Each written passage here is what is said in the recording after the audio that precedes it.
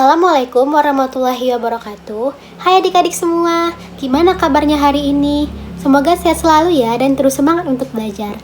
Sebelumnya, perkenalkan nama kakak Kak Jihan. Kakak di sini nggak sendiri loh. Kakak akan ditemani oleh Kak Ipah yang akan menjelaskan materi pembelajaran kita pada hari ini. Dan juga kakak-kakak di belakang layar yang sudah berusaha semaksimal mungkin untuk membuat video pembelajaran kita semenarik mungkin. Sebelumnya, yuk kita kenalan dulu sama kakak-kakaknya.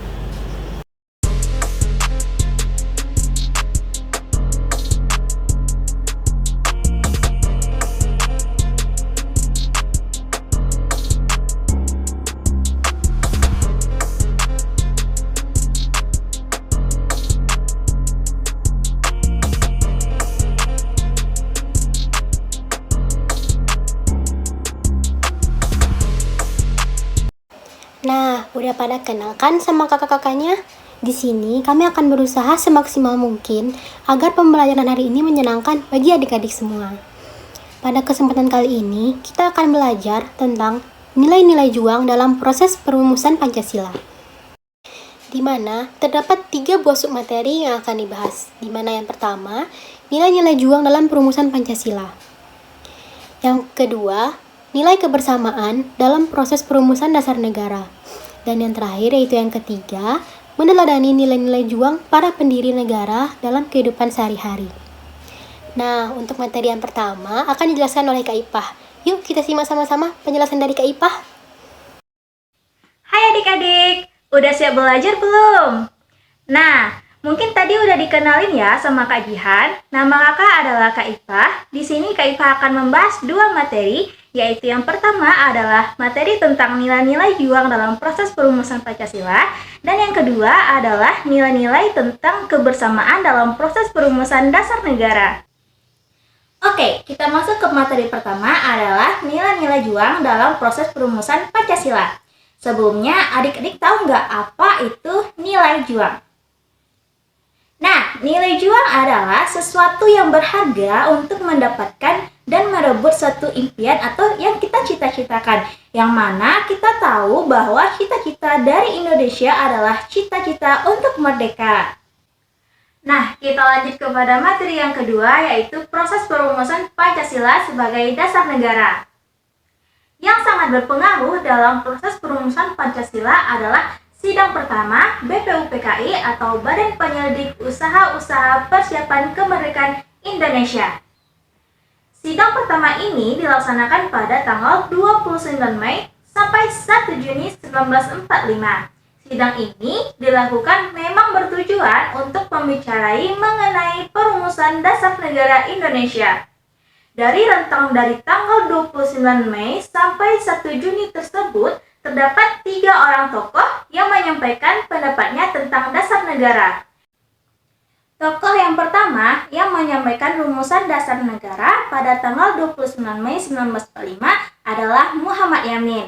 Muhammad Yamin menyampaikan 5 rumusan dasar negara. Yang pertama adalah peri kebangsaan, yang kedua adalah peri kemanusiaan, yang ketiga adalah peri ketuhanan, yang keempat adalah peri kerakyatan, dan yang kelima adalah kesejahteraan sosial.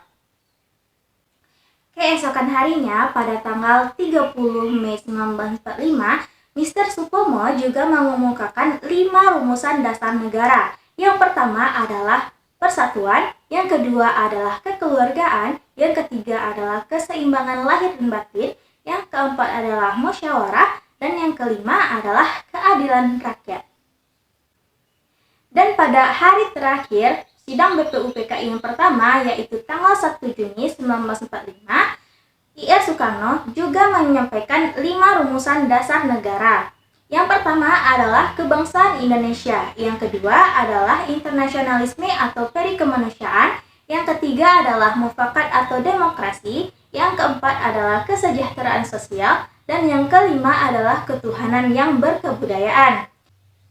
Nah, kelima pendapat dari Ir Soekarno ini ia beri nama yaitu Pancasila, yang berarti 5 dasar. Nah, pada saat ini, tanggal 1 Juni diperingati hari lahirnya Pancasila. Proses perumusan dasar negara selanjutnya yaitu adanya sidang panitia kecil tanggal 22 Juni 1945. Dalam sidang pertama BPUPKI disepakati bahwa untuk menindaklanjuti sidang yang belum mencapai kesimpulan tentang perumusan dasar negara, dibentuklah panitia kecil. Panitia kecil ini bertugas untuk merumuskan hasil sidang BPUPKI pertama untuk agar lebih jelas dan mendapatkan keputusan yang akan diterima oleh seluruh warga Indonesia. Anggota panitia kecil adalah 9 orang. Dan sehingga panitia kecil ini disebut dengan panitia 9.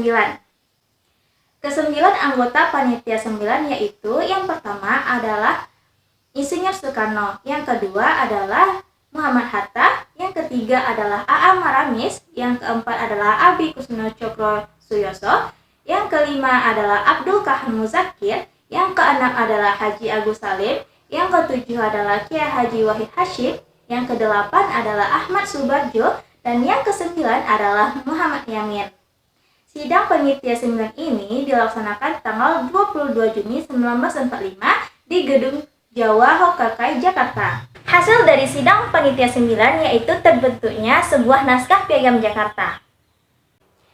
Isi dari Piagam Jakarta adalah yang pertama, ketuhanan dengan kewajiban menjalankan syariat Islam bagi pemeluknya. Yang kedua, kemanusiaan yang adil dan beradab. Yang ketiga, persatuan Indonesia. Yang keempat, kerakyatan yang dipimpin oleh hikmat kebijaksanaan dalam permusyawaratan atau perwakilan. Yang kelima, keadilan sosial bagi seluruh rakyat Indonesia.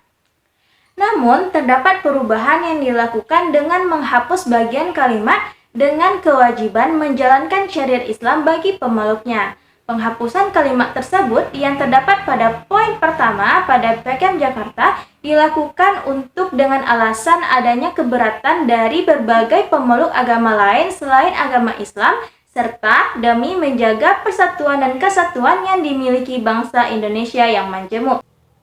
Kemudian, naskah Piagam Jakarta tersebut disahkan oleh BPUPKI untuk dijadikan rancangan Mukadimah Hukum Dasar Negara Indonesia. Setelah itu, dengan melewati berbagai proses, rumusan dasar negara tersebut diberi nama Pancasila.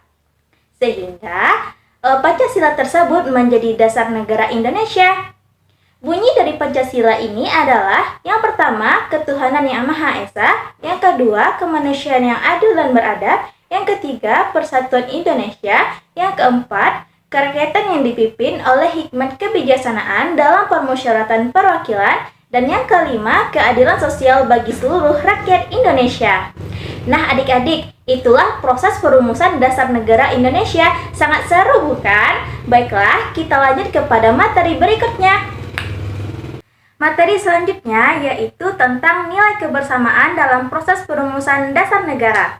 Kebersamaan dalam proses perumusan dasar negara merujuk kepada kesepakatan, kesatuan, dan konsensus yang dicapai oleh berbagai pihak yang terlibat dalam pembentukan atau perubahan konstitusi atau dasar negara. Hal ini merupakan prinsip penting dalam proses politik untuk menciptakan dasar negara yang dapat diterima oleh berbagai kelompok masyarakat. Yang pertama, yaitu konsensus. Proses perumusan dasar negara harus melibatkan berbagai pihak yang memiliki kepentingan beragam dalam masyarakat, termasuk kelompok politik, etnis, agama, dan sosial. Tujuannya adalah untuk mencapai konsensus atau kesepakatan yang luas, sehingga dasar negara tersebut memiliki dukungan yang kuat dari berbagai segmen masyarakat. Yang kedua adalah representasi. Ini berarti bahwa berbagai suara dan pandangan harus didengar dan dipertimbangkan dalam pembuatan keputusan yang akan membentuk dasar negara. Yang terakhir adalah toleransi dan harga diri. Nilai kebersamaan juga mencakup nilai-nilai toleransi dan penghormatan terhadap harga diri setiap individu dan kelompok dalam masyarakat. Ini berarti bahwa dasar negara harus melindungi hak asasi manusia, hak minoritas, dan hak kelompok yang berbeda, serta mendorong penghargaan terhadap keberagaman. Nilai kebersamaan dalam proses perumusan dasar negara adalah kunci untuk menciptakan dasar negara yang kuat, stabil, dan yang mampu mengakomodasi berbagai kepentingan dan membawa perdamaian dan kemajuan bagi masyarakat yang tinggal di Indonesia. proses perumusan dasar negara yang berfokus pada kebersamaan akan cenderung lebih tahan lama dan dapat diterima oleh berbagai kelompok masyarakat. Baiklah adik-adik, mungkin sekian yang dapat Kak Ipa sampaikan. Selanjutnya akan Kak Ipa kembalikan kepada Kak Jihan. Wah, terima kasih Kak Ipa atas penjelasan materinya. Sangat menarik ya pembahasan dari Kak Ipa tersebut. Selanjutnya di sini Kak Jihan akan melanjutkan pembahasan materi tentang meneladani nilai-nilai juang para pendiri negara dalam kehidupan sehari-hari. Nah, kita masuk ke materi terakhir nih. Di sini, Kakak akan menjelaskan tentang gimana sih cara meneladani nilai-nilai juang para pendiri negara dalam kehidupan sehari-hari. Nilai-nilai juang yang dapat kita teladani dari para pendiri negara itu ada banyak loh. Langsung aja yuk kita bahas satu persatu. Yang pertama, sikap rela berkorban. Sikap rela berkorban mencerminkan kemampuan seseorang untuk mengorbankan waktu, tenaga, atau kepentingan pribadi demi kebaikan bersama atau untuk membantu orang lain. Dalam kehidupan kita sehari-hari, gimana sih caranya menerapkan sikap rela berkorban? Dalam kehidupan sehari-hari kita bisa menerapkan sikap rela berkorban itu dengan cara yang pertama, mau menolong teman yang membutuhkan pertolongan karena celaka, pingsan, atau karena bencana alam. Yang kedua, mau mendonorkan darah melalui PMI, yaitu Palang Merah Indonesia, untuk menolong mereka yang memerlukan bantuan darah. Yang ketiga, menjadi anggota pramuka. Yang keempat, menjadi anggota patroli keamanan sekolah atau PKS. Dan yang terakhir, menyumbang teman yang sakit atau terkena bencana alam. Nah, contoh-contoh yang kakak sebutkan tadi merupakan sikap rela berkorban untuk kepentingan orang lain. Selain itu, adik-adik semua tahu tidak apa saja sih ciri-ciri sikap rela berkorban? Ada yang tahu nggak? Nggak tahu ya? Ya udah sini kakak kasih tahu. Nah, kakak akan menjelaskan apa saja sih ciri-ciri rela berkorban. Yang pertama, mendahulukan kepentingan orang banyak atau kepentingan orang lain. Yang kedua, menghindari sikap egois. Yang ketiga, bersikap sabar dalam menghadapi persoalan hidup. Yang keempat, tidak mengharapkan imbalan dalam melakukan pekerjaan sosial. Yang kelima, tidak masa bodoh dengan lingkungan, baik lingkungan sosial maupun lingkungan fisik. Sekarang kita masuk ke nilai-nilai juang yang kedua, yaitu semangat kebersamaan. Sebelumnya kakak mau tanya, apa sih arti dari semangat kebersamaan itu?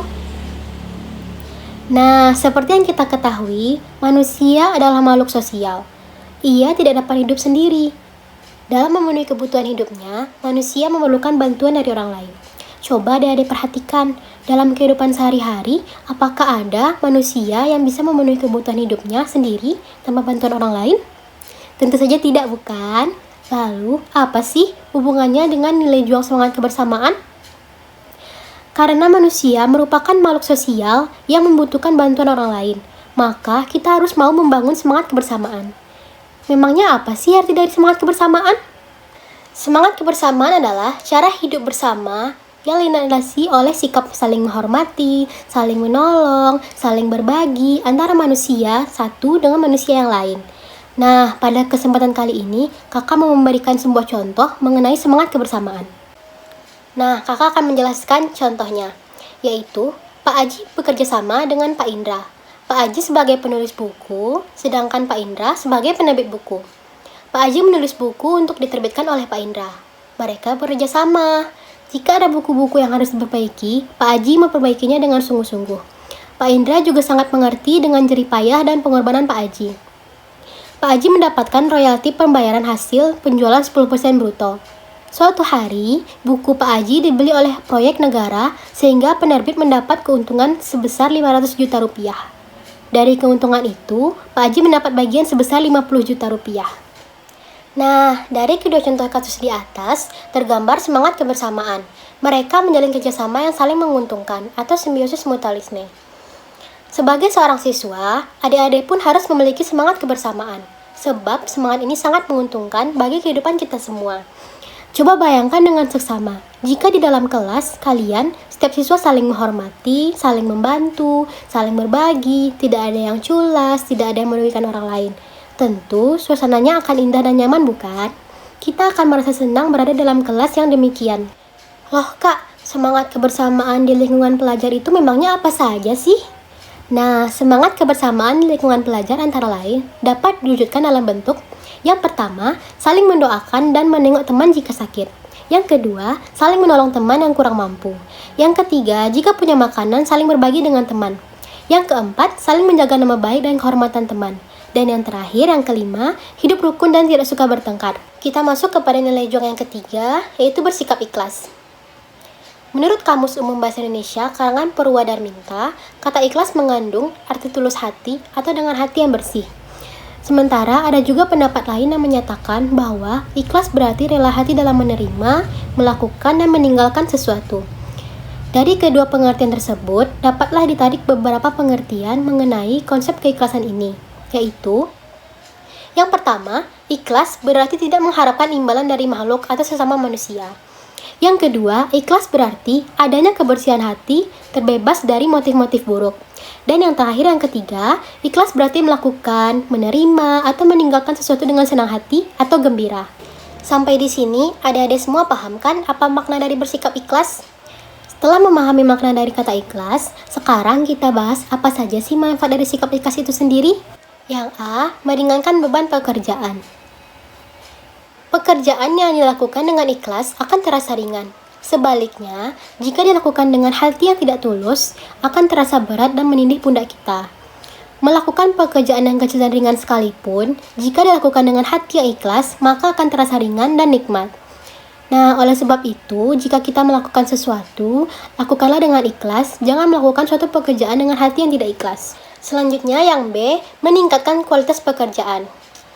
Pekerjaan yang dilakukan dengan ikhlas akan memiliki bobot kualitas yang baik. Sebaliknya, pekerjaannya yang dilakukan dengan keterpaksaan akan berkualitas rendah. Dalam beragama, keikhlasan merupakan salah satu syarat sahnya untuk suatu ibadah. Ibadah yang tidak didasarkan pada keikhlasan tidak akan mendapatkan pahala dari Allah Subhanahu wa Ta'ala. Selanjutnya, yang C, menenteramkan hati. Hati orang yang melakukan, menerima, dan meninggalkan sesuatu dengan ikhlas akan terasa tenang dan tentram, tidak merasa terpaksa. Ia melakukan pekerjaan, menerima, dan meninggalkan sesuatu dengan nikmat dan hati yang rela. Ia tidak merasa takut apapun karena berada pada posisi yang benar. Dan yang D, menjauhkan sikap ria. Sikap ria atau ingin dipuji oleh orang lain adalah sikap buruk dalam pandangan agama. Seseorang yang melakukan sesuatu dengan ikhlas akan terbebas dari sikap ria ini. Ia bekerja tidak dipengaruhi oleh orang lain, akan tetapi didasarkan pada ketulusan hati sanubarinya. Sikap ria ini membakar pahala kebajikan kita seperti api membakar kayu bakar. Oleh sebab itu, dengan sikap ikhlas, kita terbebas dari sikap ria yang merusak ini. Nah, kita masuk kepada nilai juang yang keempat sekaligus yang terakhir, yaitu bersikap gigih. Nah, apa sih yang dimaksud dengan sikap gigih?